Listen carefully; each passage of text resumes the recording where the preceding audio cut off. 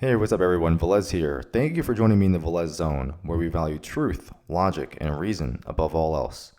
So first off, I just want to thank everyone for all the great feedback I've gotten regarding my first episode. I knew the information I was putting out was helpful, but I didn't realize how well received it would be. So if you've already subscribed on YouTube, Apple Podcast, or Spotify, thank you so much. It really means a lot to me, and I really want to keep this momentum going and get the word out.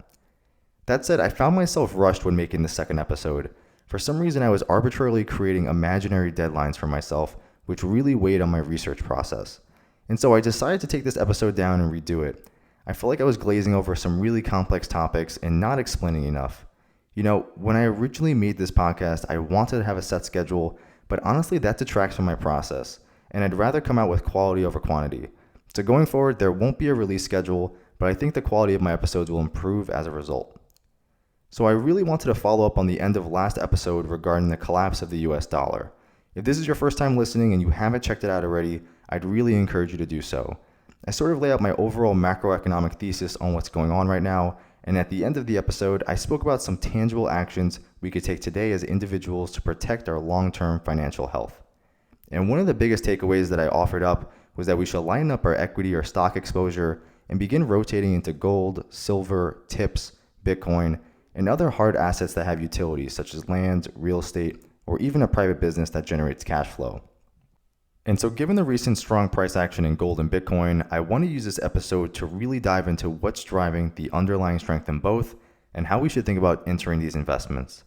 And just to bring everyone on the same page, gold recently made all-time highs for the first time since 2011 by getting above $19.30 an ounce.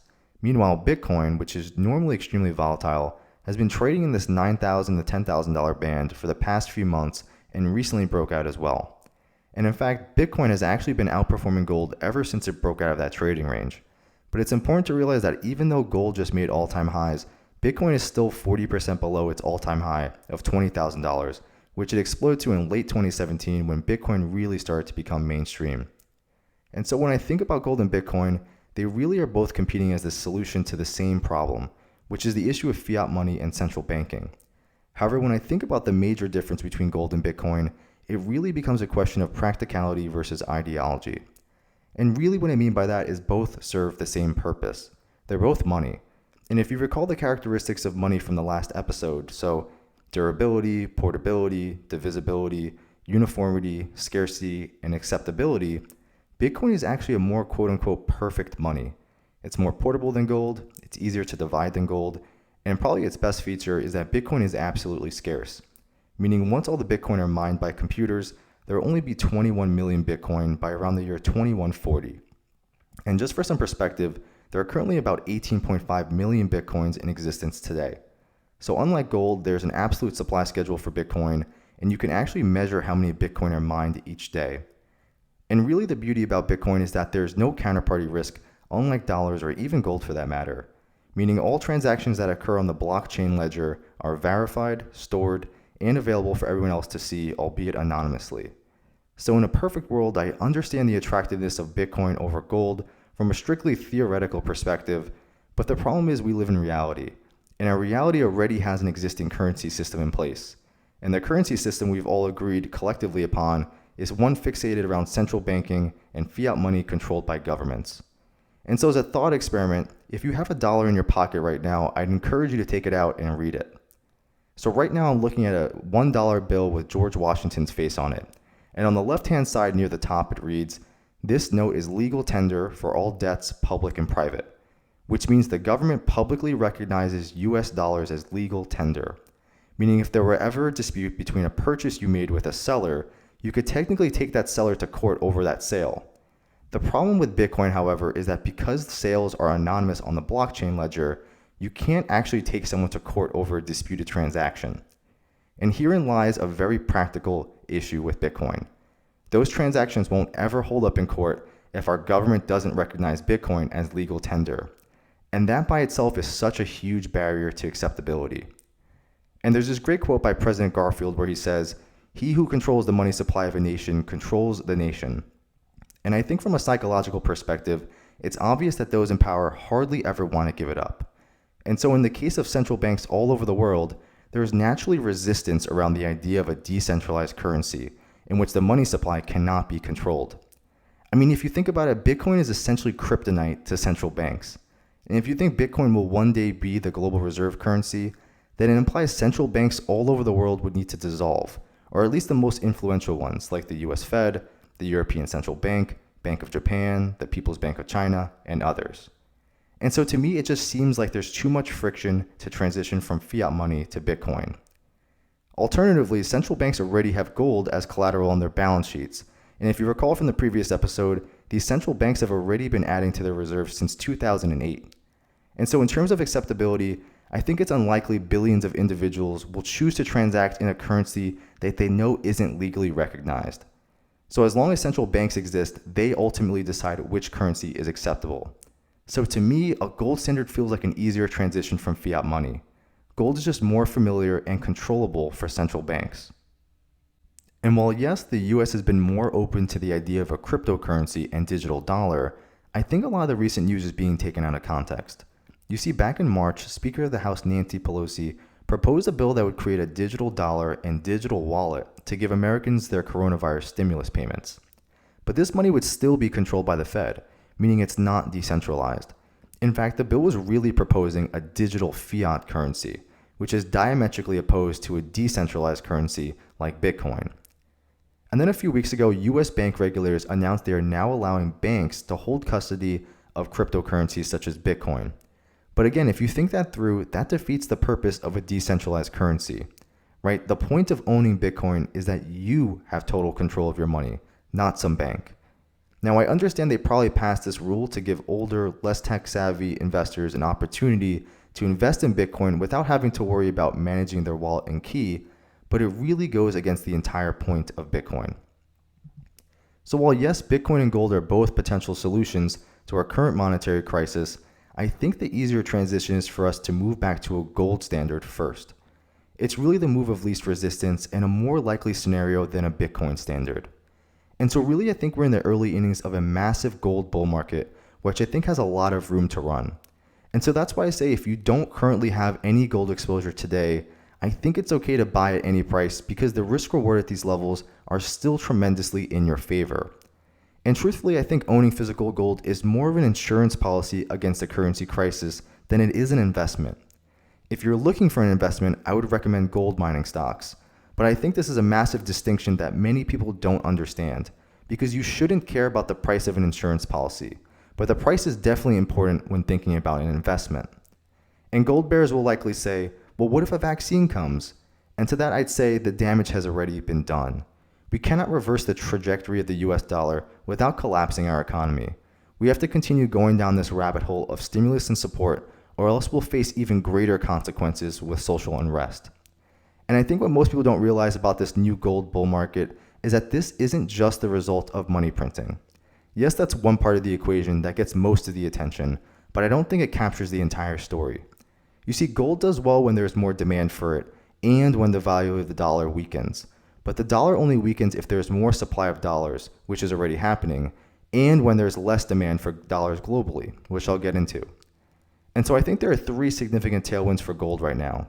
There's a central bank money printing, which I discussed last episode and I think is well understood. But really today I want to talk about the other factors, which are global de-dollarization, which is led by China, and this underground gold rush, which is happening behind the scenes.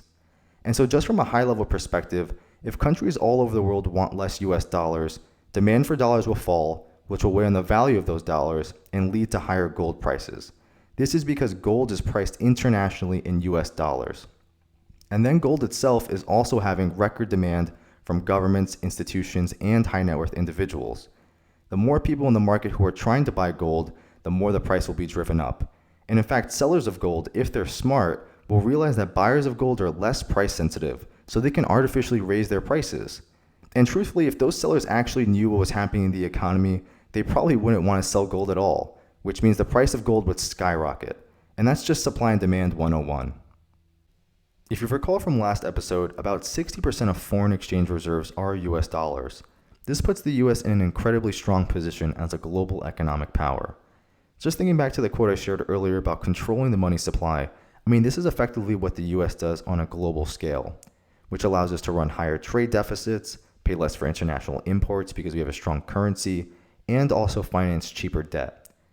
Basically, we can do whatever we want on the international stage, and we have incredible leverage over all of our trading partners. And this is partly why we rely so much on debt to fuel growth in our economy. But with the emergence of China as a global superpower, the tide of power is shifting, and even our allies are beginning to realize that the US is abusing its privilege as a global reserve currency. The US is so reliant upon other countries using US dollars that we do everything in our power to keep that system in place, even if it involves sanctioning our allies, which by the way we're already doing with their European allies with Russia's natural gas lines. And in fact, many countries all over the world are beginning to get smart to this, and seem intent on muting the US dollar's dominance on the global stage. And so countries are now starting to position themselves where they have to rely less on US dollars. In fact, Russia and China have been stockpiling most of the gold since 2008. And take these numbers for what they're worth, but since 2008, China has tripled their gold reserves to nearly 2,000 tons, while Russia has grown their reserves by nearly 6 times to 2,300 tons. And while those numbers are still dwarfed by the US reserves at 8,000 tons, there's a strong consensus that China and Russia's numbers are nowhere near accurate. I mean, if you understand the competitive dynamics of global trade, there's absolutely no incentive for China and Russia to disclose accurate numbers, especially if what they're doing is to actively hedge against the US dollar.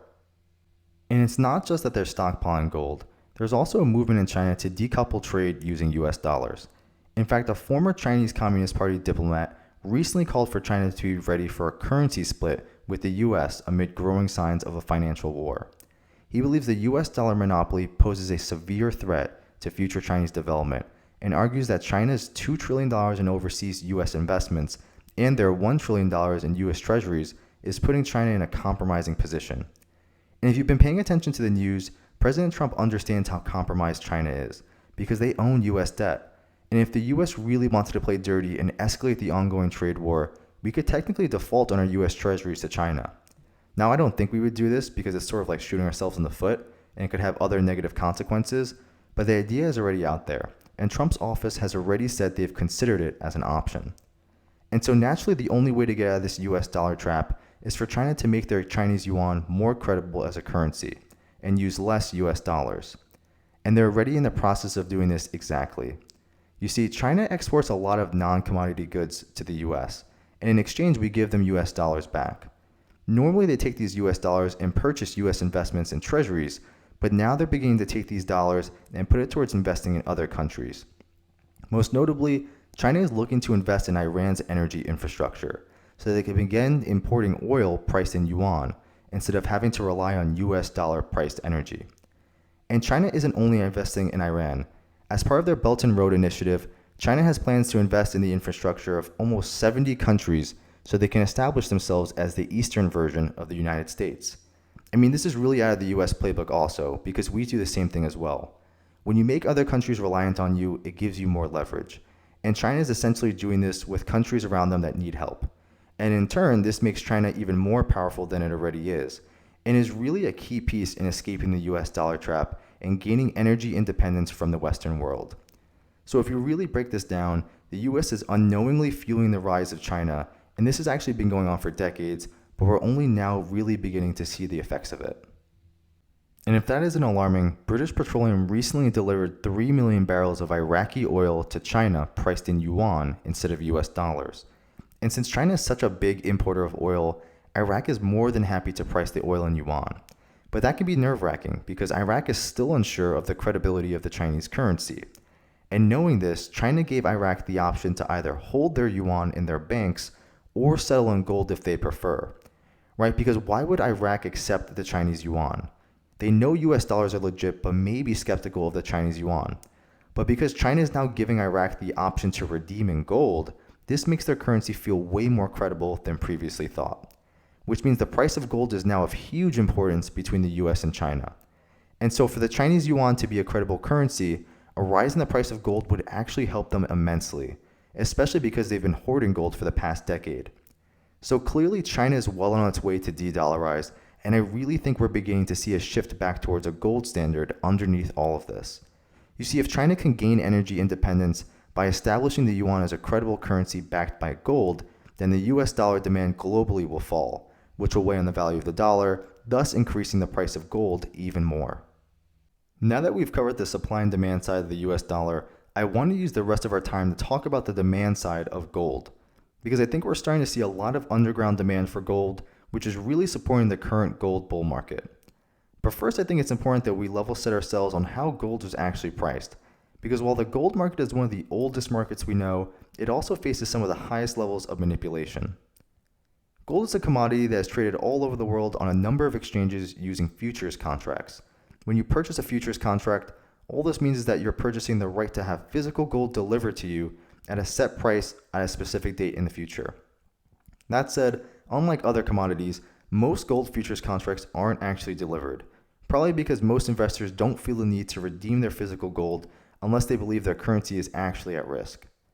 The spot price of gold is just the price that you can receive physical delivery of gold right now. But sometimes the spot price and next month's future price disconnect when there's a lot of demand for physical gold delivery. This is what has been happening ever since the beginning of the coronavirus stimulus in March. But what I really want to focus on here is that the gold futures contracts are manipulated by central banks and investment banks. You see, in 1975, the US created the gold futures market as an alternative to the physical gold market.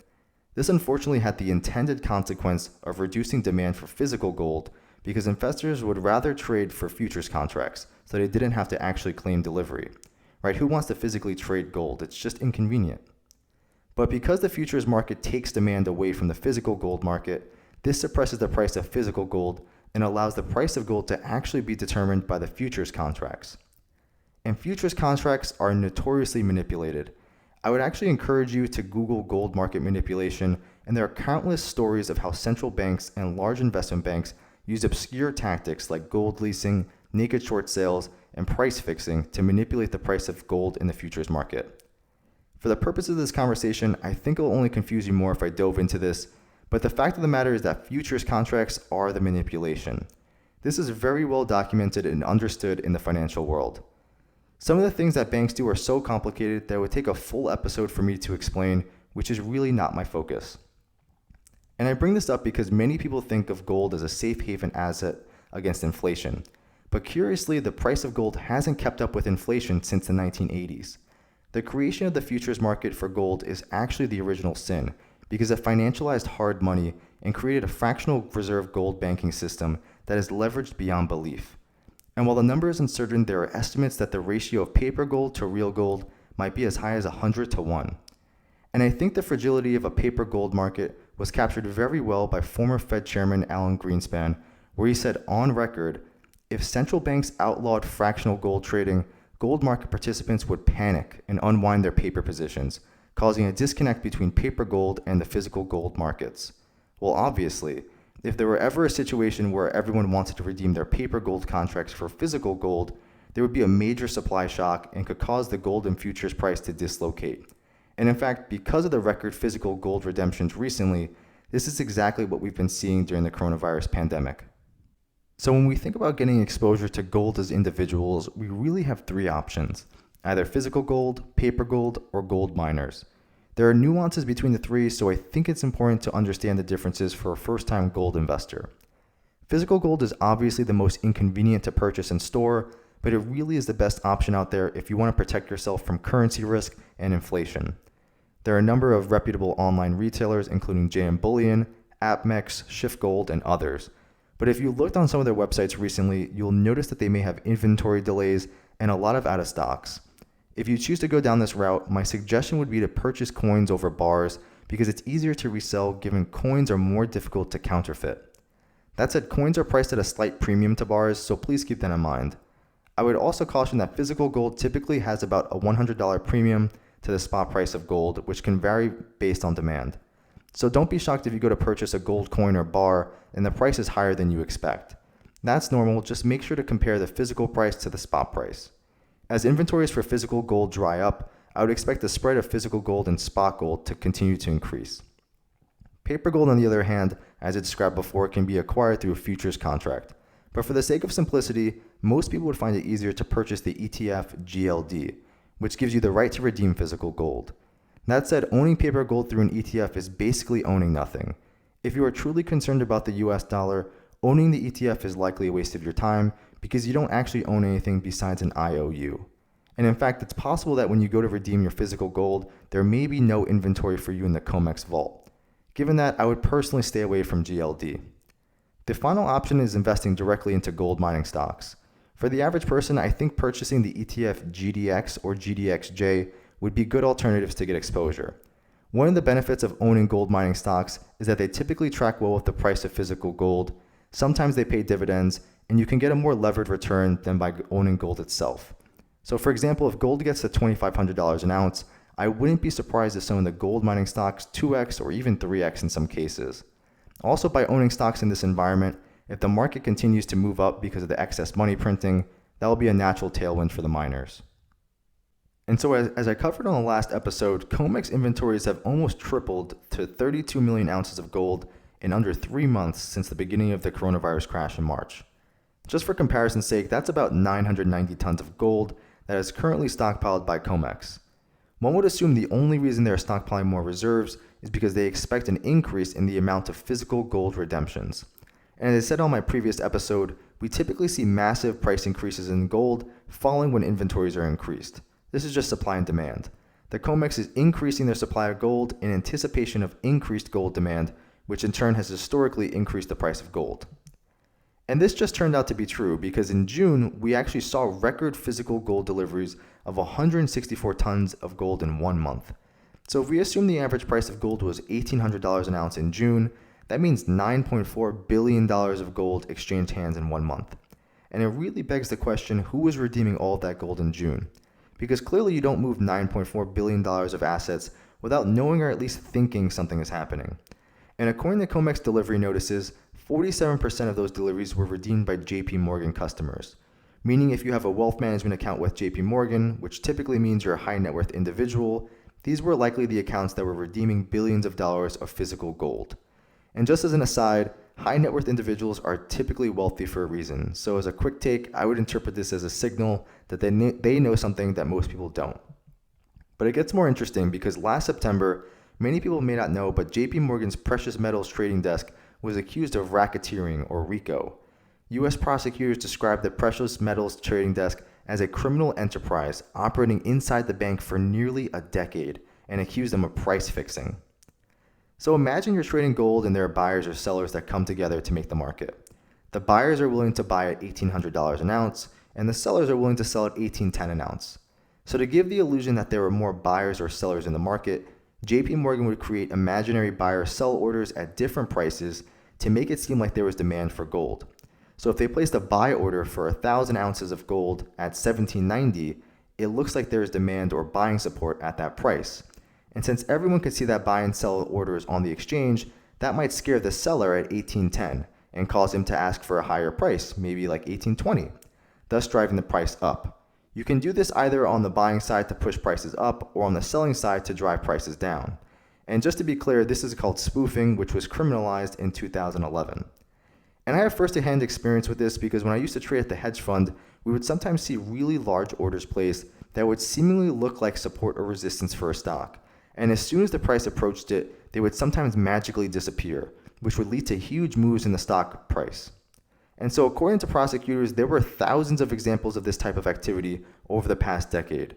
The problem is that spoofing is very difficult to prove because you have to show that the buyer or seller didn't actually have intent to fill the order, which is completely hearsay. And only a few days after that, the London Bullion Market Association, which is one of the largest gold exchanges in the world, removed their JPMorgan board member after the indictment. And so 5 months later, in February of this year, U.S. authorities indicted only 6 JPMorgan employees of rigging prices. And so I find it hard to believe that the 80 or so tons of physical gold redemptions in June were not somehow tied to this activity. It just doesn't make sense, especially because if you're being charged for RICO, it means there was widespread abuse of spoofing. So clearly people who still work at JPMorgan on the trading desk who were involved in that type of activity are still there today. What's interesting though is now we're starting to see big banks turn positive towards gold. In April, Bank of America said gold can reach $3,000 an ounce. In May, JPMorgan Research made a similar case for gold as well, as did Citibank, which is calling for $2,000 gold by 2021.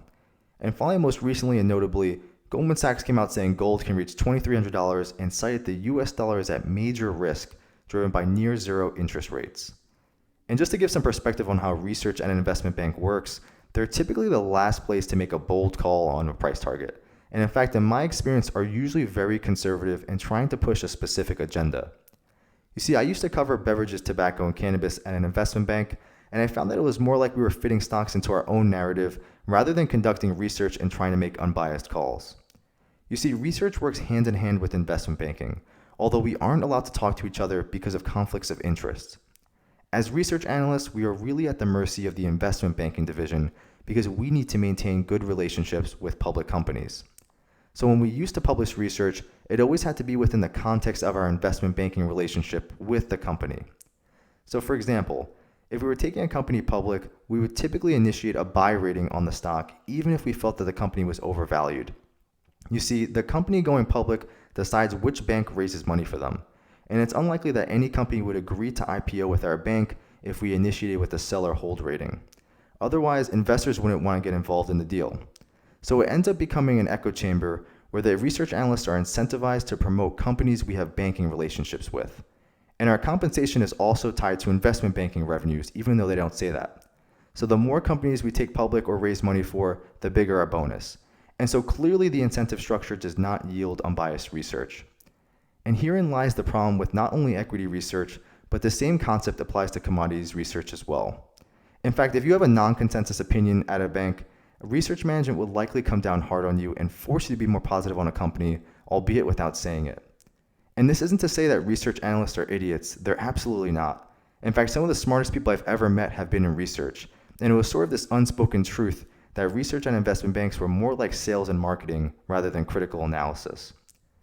And really the amount you're allowed to dissent from the status quo ends up becoming a function of the senior analyst's notoriety or popularity, because we still need to save face with the investors that pay for our research. Otherwise, they won't trust our opinion. So I guess this is a long way of saying that while it's good to see a lot of banks become positive on gold, their forecasts are likely extremely conservative. And in fact, the other banks are probably resistant to become positive on gold until the other bulge bracket banks publish on it. That's why I always find that independent research analysts are typically more trustworthy, because they don't have an agenda. They simply get paid on the quality of their research. And so if we put all these pieces together, even above all-time highs, gold clearly has some room to run and has a lot of tailwind supporting the upmove. And if we plot the global money supply against the price of gold, we can easily see the disconnect between 2012 and 2020. And as more stimulus from coronavirus continues to pour in across the world, I would expect the price of gold to continue its trajectory upward, and at current levels, it looks like we should at least be getting above $2,500 an ounce. And keep in mind, the coronavirus is hardly over yet. And in the coming weeks, the US is going to pass even more stimulus to extend unemployment benefits and give more aid to businesses and local governments. And I really think the amount of support local governments need is really being underestimated. At least in New York City, it's obvious the city has no money, and we are really suffering from the shutdowns. So I would expect this trend to absolutely continue in the coming months.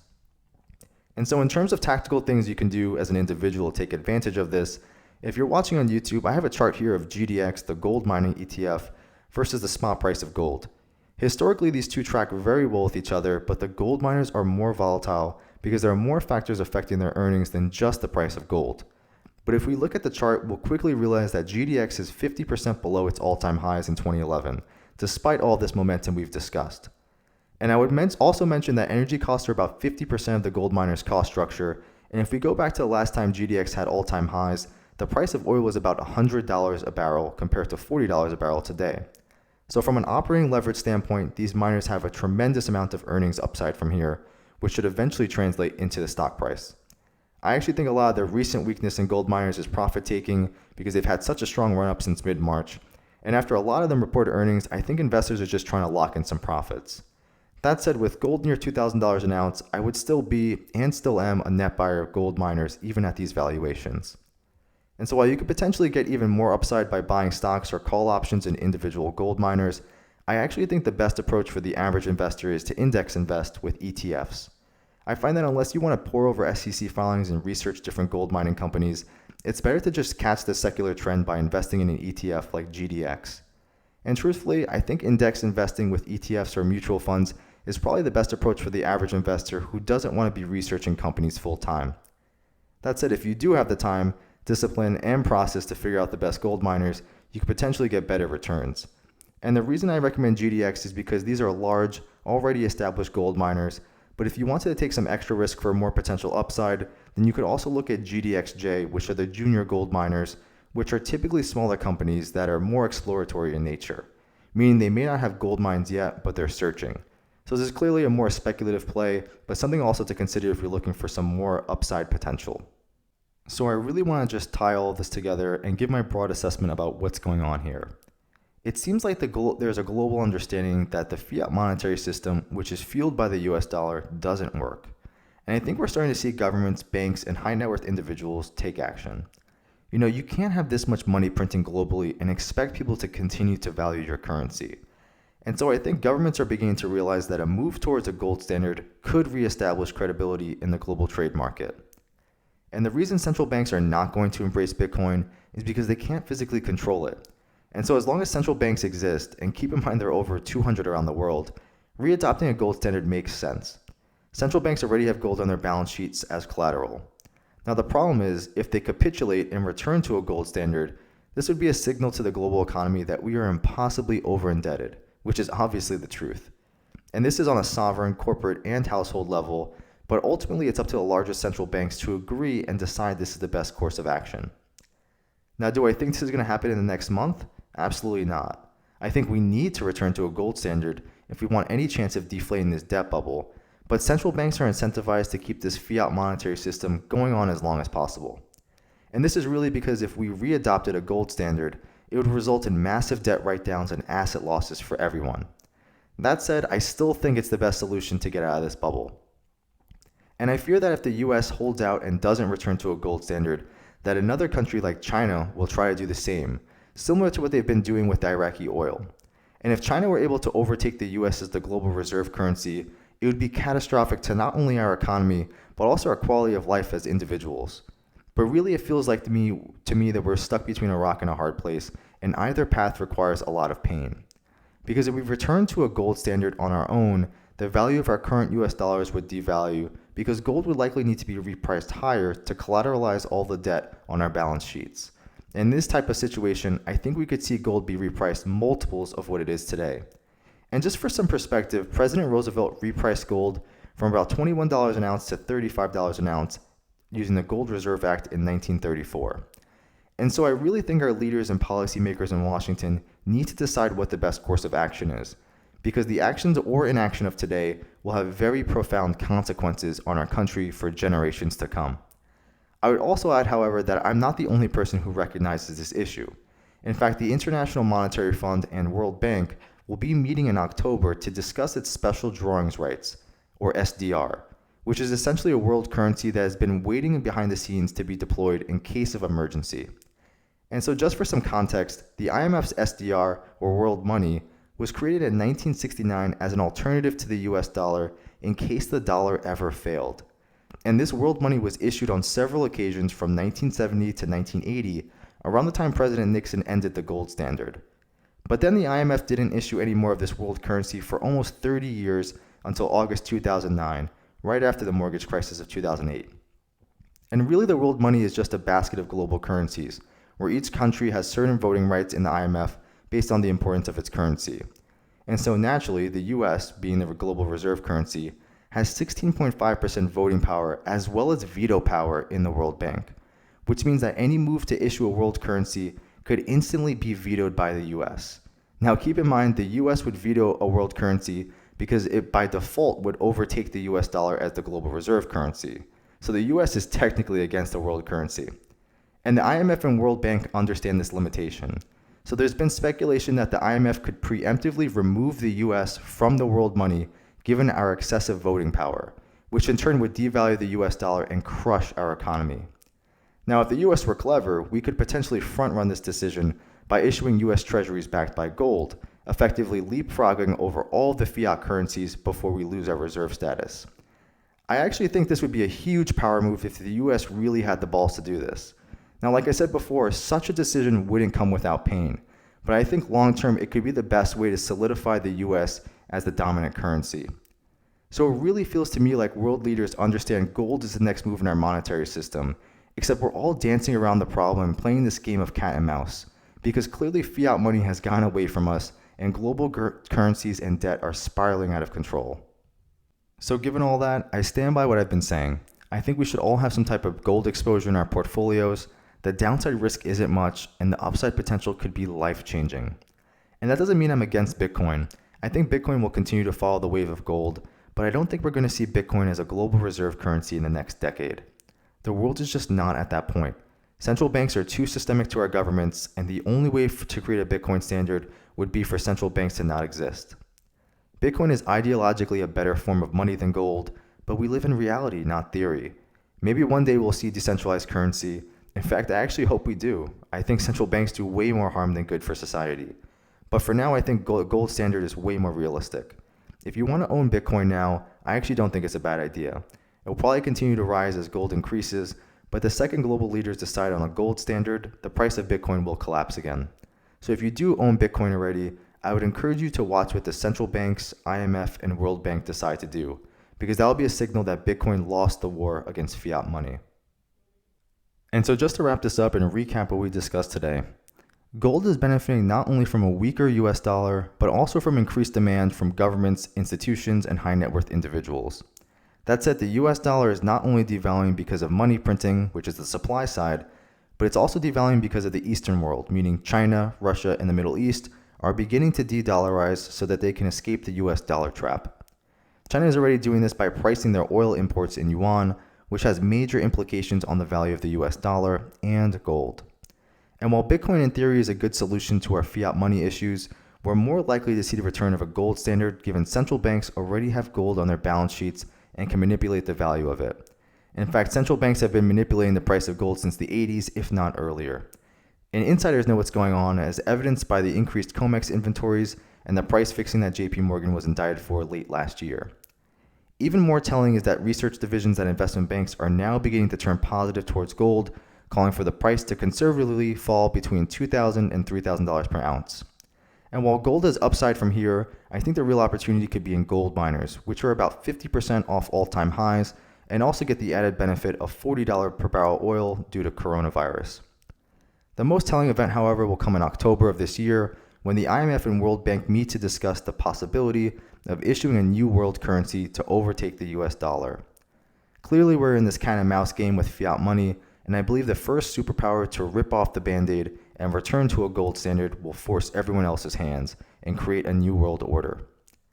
So that really wraps it up for today. If you've made it this far, thank you so much for listening and supporting. I'm overwhelmed by the amount of love I've received from the first episode, and I really hope this episode was just as helpful. As you may already know, this episode is now listed on YouTube, Apple Podcasts, and Spotify, so if you could like, comment, rate, subscribe, and share it with your friends and family, I would really, really appreciate it. It's unfortunate that these topics are never really discussed in mainstream media, but these events are happening every day behind the scenes, and I think everyone who is concerned about their financial health should know about it. On another note, my next episode will be more of a philosophical talk about my views on money, freedom, and self-awareness, but I think it'll be helpful to any of my younger listeners who are at the beginning stages of their professional lives. While I know this type of lecture content is valuable, I think psychology and philosophy play even more important roles in your success than just knowing facts about investing or the economy. So if you're interested in that sort of thing, please tune in. I promise it'll just be as mind-blowing as this information, albeit in a different way. And with that, guys, thank you so much for joining me in the Velez Zone, where we value truth, logic, and reason above all else. Stay hard.